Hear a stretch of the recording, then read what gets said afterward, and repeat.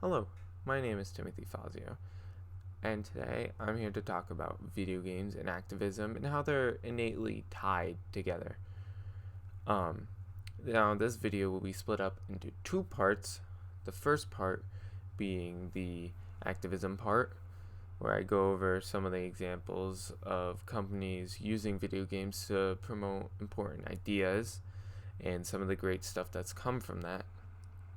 And the second part will be the journey of the development of my own game that I made for this project. But with that out of the way, let's get started into part one, the activism part. This is Plasticity, a game made by a group of college students at Southern California University about pollution and the future that it could bring. And for this game, I was able to score an interview with someone paramount to the production of it. So, if you would be so kind to introduce yourself. Sure. My name is Carla Heidelberg, and I'm a professor of teaching in biology and in environmental studies. Carla had one of the most important parts of the game, making the message heard and understood. Alright, so a couple years back, I think like 2 or 3, um,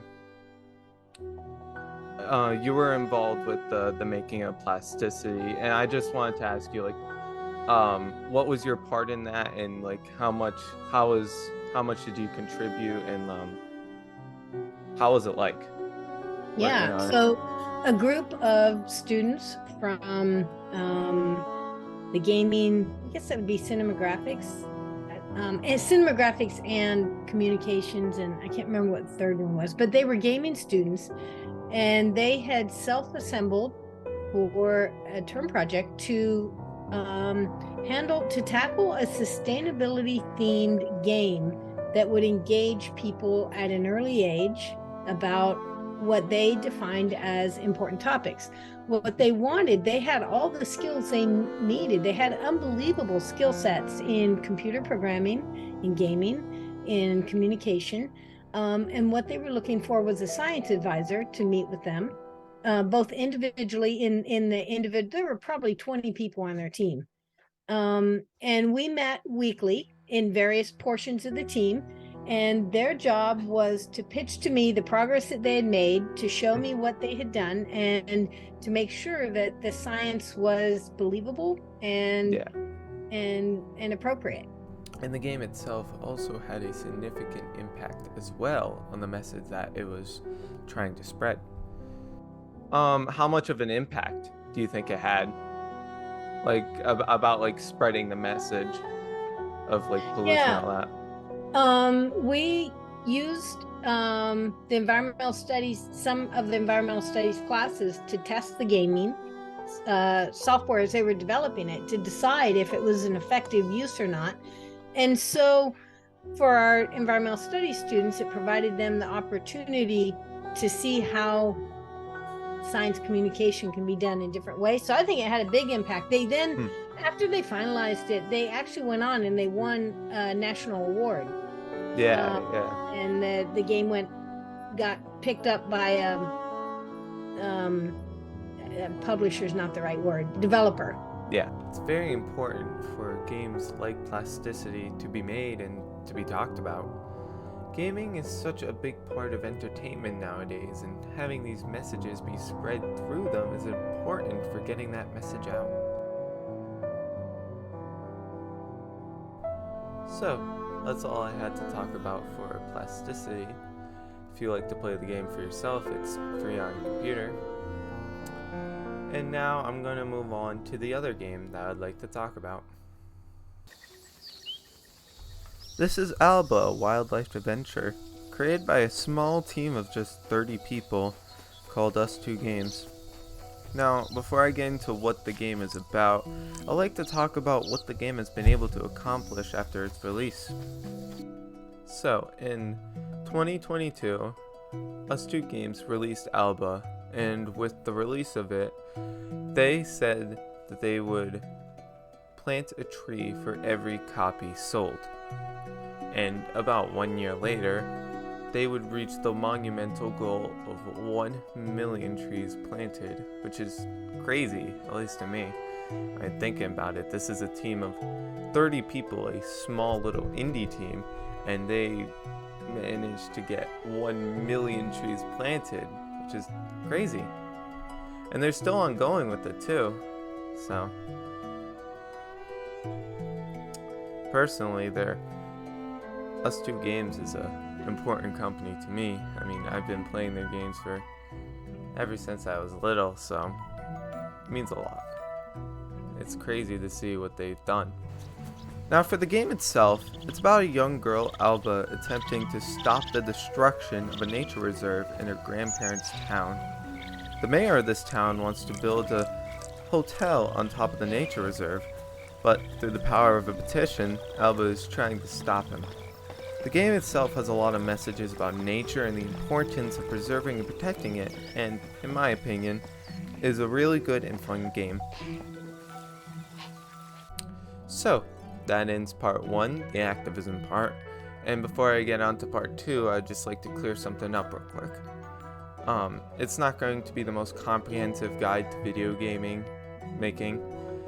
To do that, it would probably be an hour long, and this video is, according to Brightspace, only supposed to be 5 minutes long. Oopsies. So, yeah, if you want a more comprehensive guide, I have the resource that I used to make my video in the description. It should be cited down there. So, if you want to, take a look. Without further ado, I'll show you how I made my own game. Okay, so to start off, you're going to want a video game creation software. Like right now, I'm in Unity. Really, you can use any. It's just Unity is free, and I like it, so I'm using Unity. What you're going to want to do is, well, this is the type of game that I'm making. It's the game I started to make right here. Just gonna hit new project, and then it's 2D. It's not here. 2D core. This is what we need.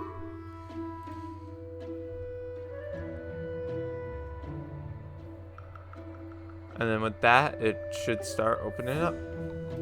Alright, so once you're in, you're gonna notice there's a lot, and I'll go through it. But first off, you're gonna need some assets, some sprites.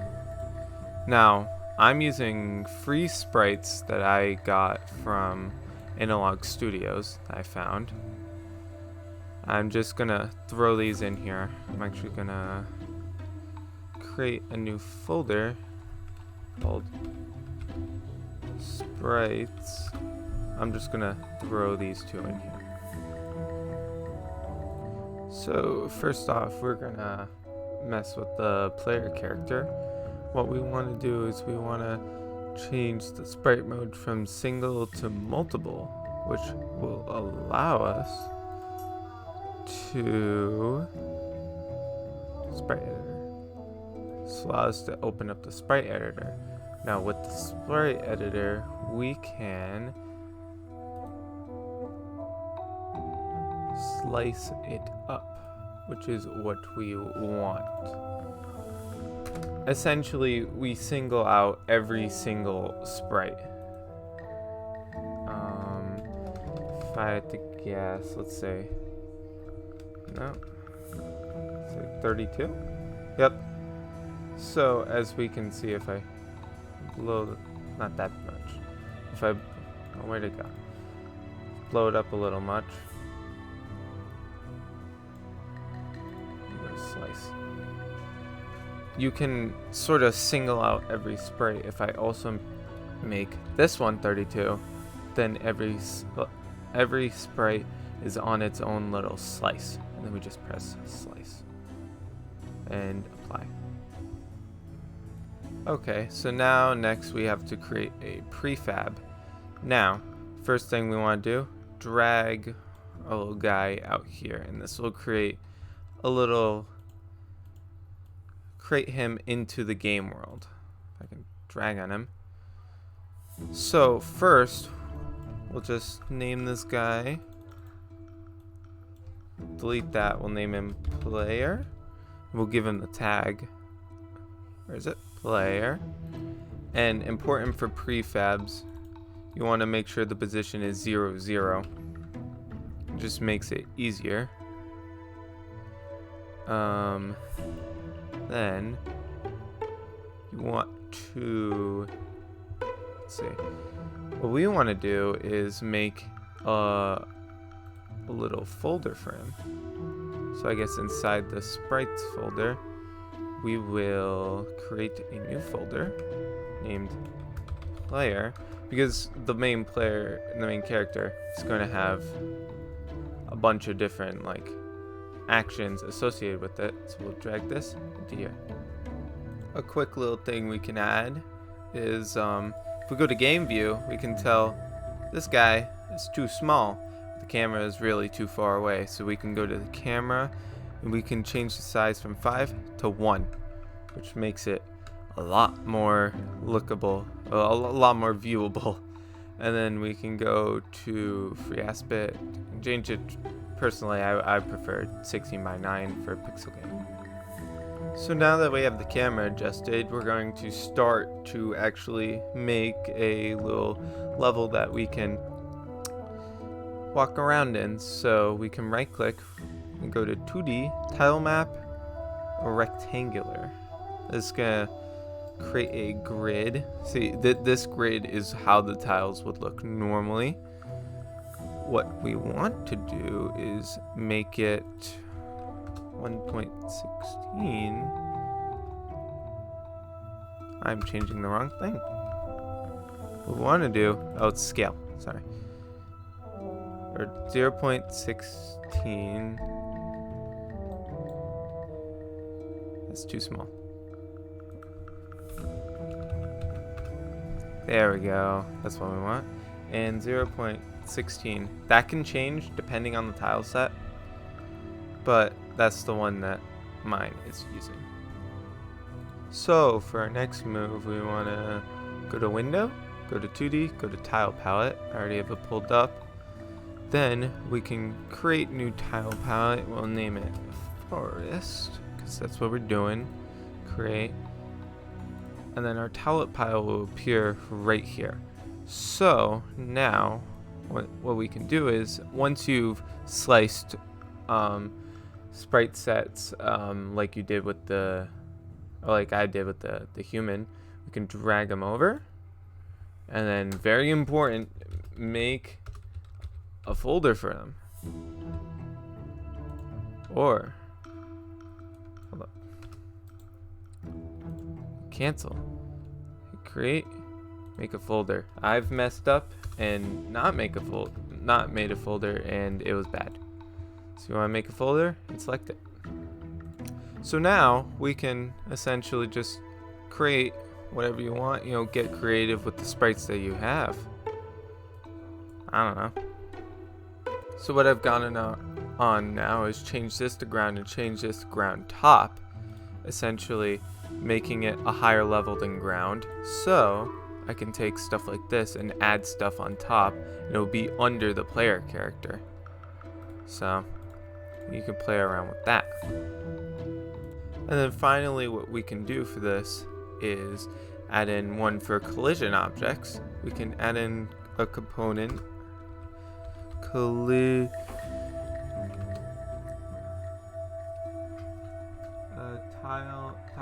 tile map collider 2D. So now with the tile map collider 2D, anything placed in here will get collision. Like that. That box around it is collision. So for the start of creative actions, we can go here. I added on player input. We go create actions and then name it like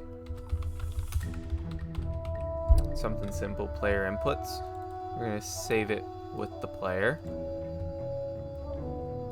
And then this usually is all already set up to what it should be.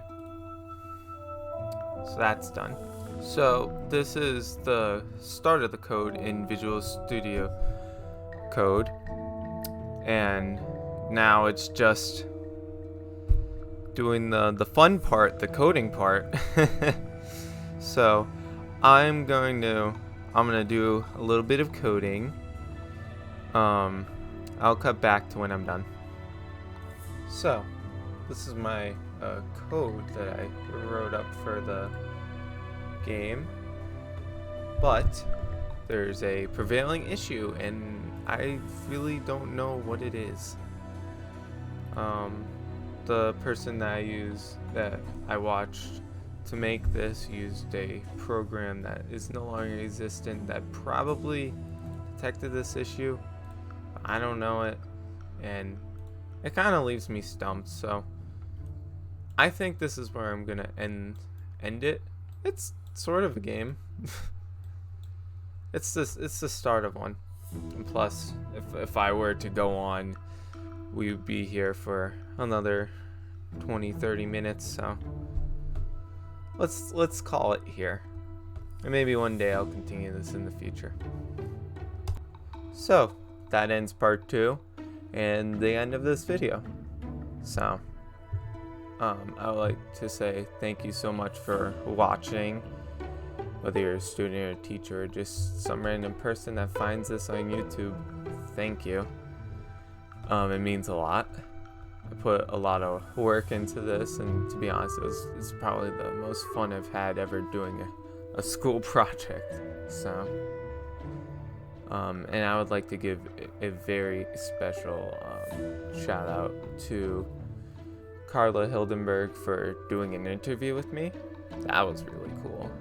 And also, these credits are going to be down there, but the music I used in this video is also from a video game. It's from Hollow Knight, made by Christopher Larkin. So a special thanks to him as well. That out of the way, thank you so much. I've been Tim.